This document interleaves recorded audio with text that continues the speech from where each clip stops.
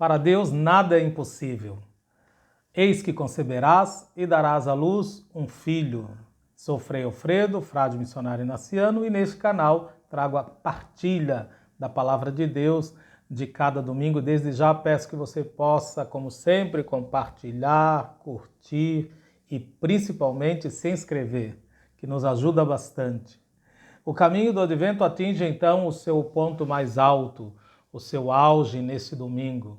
E a Palavra de Deus anuncia aquele que todos os anos o Advento nos chama a esperar na nossa vida, hoje e amanhã e sempre, e faz isso contando-nos como ele entrou na história, na vida da humanidade.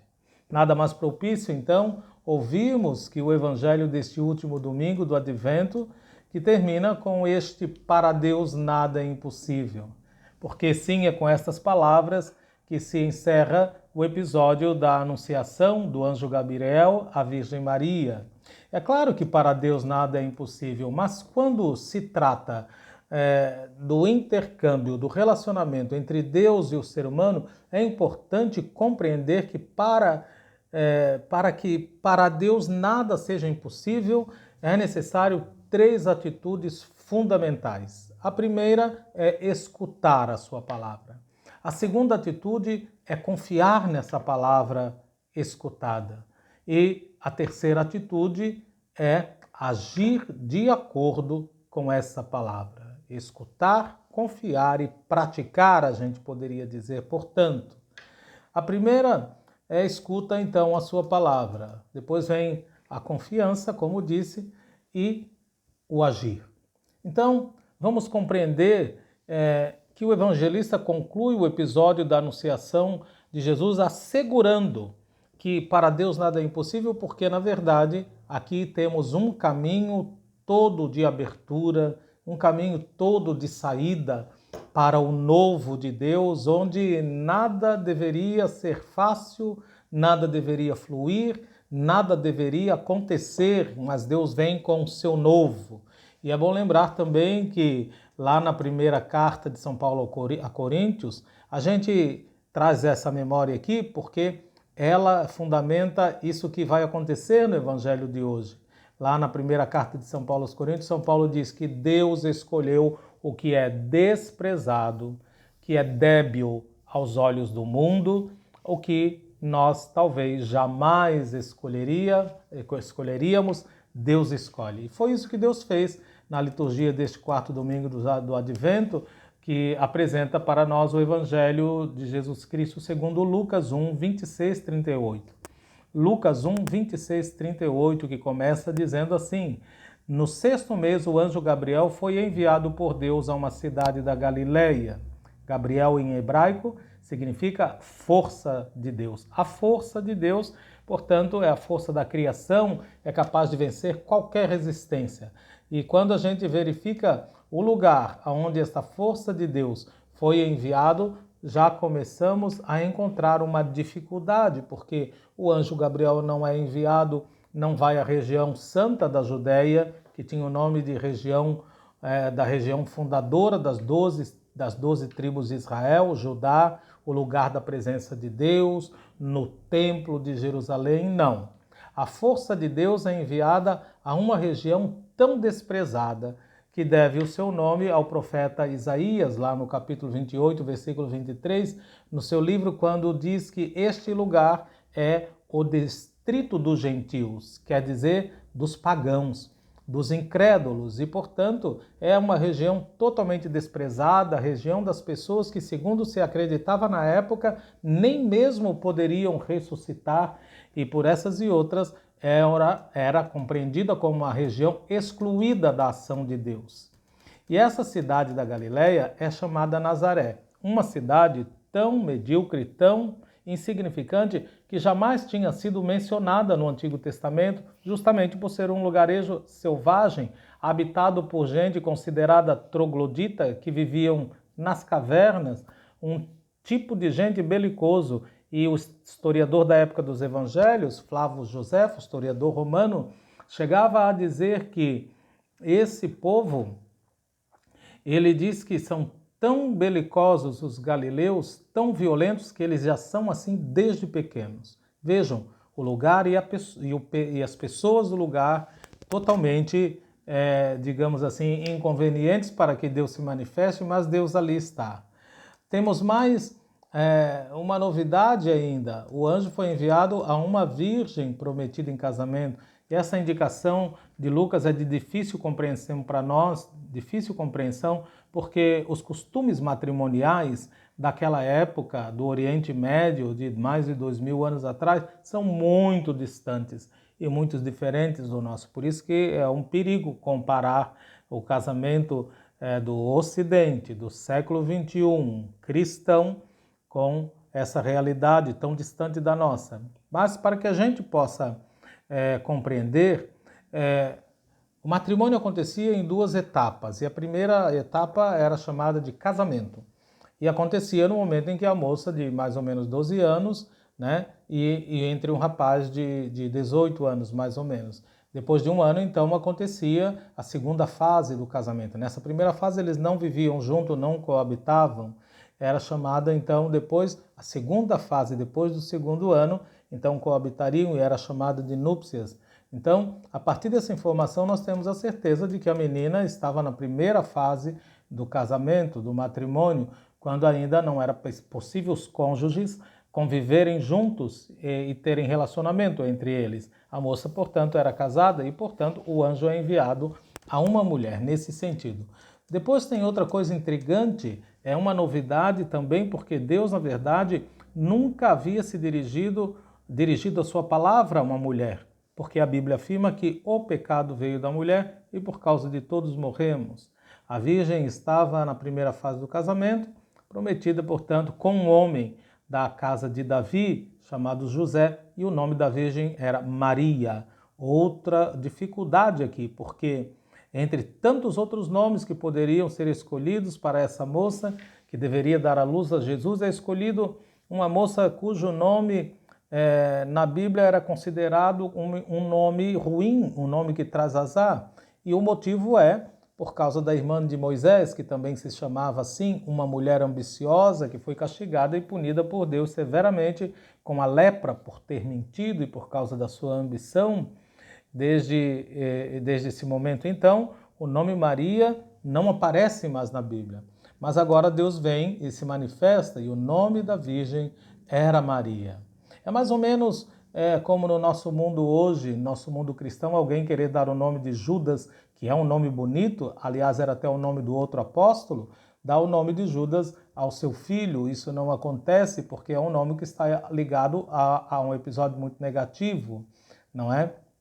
Portanto, então, não se colocava o nome de Maria em nenhuma menina, porque se recordava uma mulher castigada por Deus, e na Galileia, em Nazaré, uma mulher com esse nome trazia azar. Como hoje não colocaríamos o nome de ninguém de Hitler e de tantos outros por aí. Continuando, então, Lucas diz que entrando onde esta moça estava, o anjo disse: alegra-te, cheia de graça. Aqui é preciso compreender que o anjo não está dizendo, não é uma constatação que o anjo faz das virtudes de Maria, dos méritos de Maria, mas está dizendo que ela é coberta, que ela é alcançada pela graça de Deus. Deus não foi atraído pelos méritos de Maria, porque Deus não é atraído pelos méritos de ninguém, mas é Deus mesmo que a enche com seu amor, com a sua graça. Diz o anjo: alegra-te, o Senhor é contigo. É uma expressão com a qual Deus confirmava a sua presença àqueles que chamava a cumprir a sua missão, como por exemplo a Gedeão. Diz o anjo que ela ficou perturbada, aliás, diz o evangelista que ela ficou perturbada com essas palavras e se perguntava qual seria o sentido dessa saudação. O anjo lhe disse, então: não temas, Maria, eis que encontraste graça junto de Deus. Portanto, é Deus quem a enche do seu amor. O anjo, então, depois vem e transmite a Maria a missão: conceberás um filho.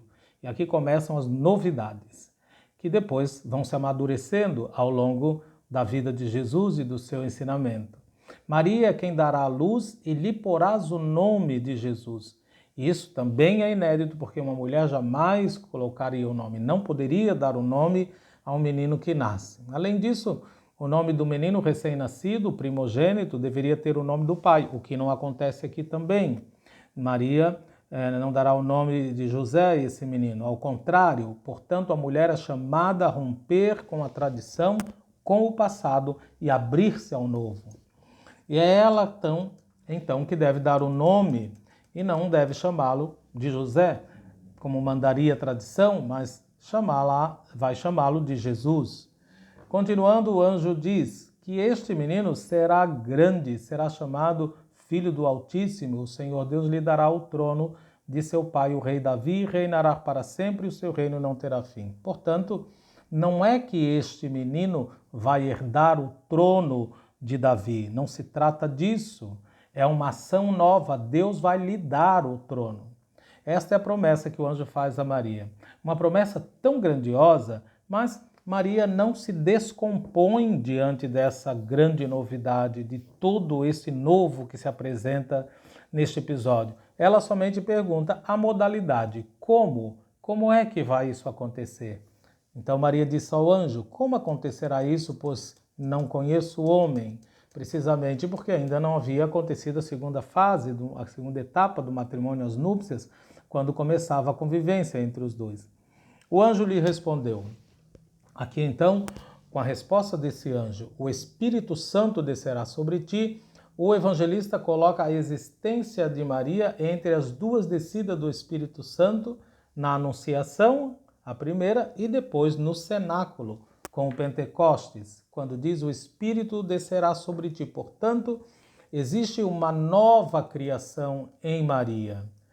Existe uma nova criação, uma nova geração em Maria. O Espírito Santo descerá sobre ti, e o anjo continua dizendo, e o poder do Altíssimo te cobrirá com sua sombra, por isso aquele que nascerá será santo e será chamado Filho de Deus. Aqui está a maneira do anjo fazer compreender que aquele que nascerá será o Messias, o enviado por Deus. Só Jesus é enviado de Deus, enviado por Deus, só Jesus, o libertador do povo. Portanto, o Espírito Santo desce sobre Maria como no momento da criação, quando o que nasce é algo completamente novo. Mas por que o anjo em toda a sua mensagem exclui José? Porque era o pai que deveria transmitir ao filho não apenas a vida biológica, mas também a tradição religiosa e moral. E aqui fica muito claro que Jesus não vai seguir esse pai ou os pais de Israel, de cuja origem José também é, e a tradição, mas vai seguir o pai, que é Deus. Então o anjo confirma, e eis que Isabel, tua parenta, na sua velhice concebeu também ela um filho, e este já é o 6º mês para ela, que era considerada estéril, porque para Deus nada é impossível. Aqui então se repetem as palavras que Deus havia dito a Sara, também idosa, com Abraão, que não acreditava na possibilidade de trazer um menino a este mundo. Essas palavras agora o anjo confirma a Maria, dizendo que para Deus nada é impossível. E a grande mensagem desta anunciação é que a ação de Deus, a força de Deus criadora, a força criadora de Deus não conhece limites. Mas, como lembrávamos no início, a necessidade de que para que Deus nada seja impossível para Deus, escuta por parte do ser humano, confiança nesta palavra e, por fim, a sua colaboração, a prática, o agir de acordo com essa palavra que se escuta e se confia. Então, Maria disse, eis a serva do Senhor, seja feito em mim segundo a tua palavra. E a gente percebe que Maria não diz assim, eu sou uma serva, eis uma serva. Maria diz que é a serva do Senhor, que era um dos nomes, dos títulos que o povo de Israel tinha. E, portanto, aqui este evangelista Lucas identifica Maria com o povo. E o anjo retirou-se. Maria, então, confia plenamente no Deus de seus pais. E, a partir de agora, a espera é a tarefa mais difícil, que é acolher e aceitar o Deus do seu Filho Jesus, o que ela fará mais tarde. Peçamos então a Maria que seja nossa companheira, que ela seja o nosso exemplo na missão de acolher Jesus e viver a nossa vida em profunda atitude de obediência à vontade de Deus. Um grande abraço.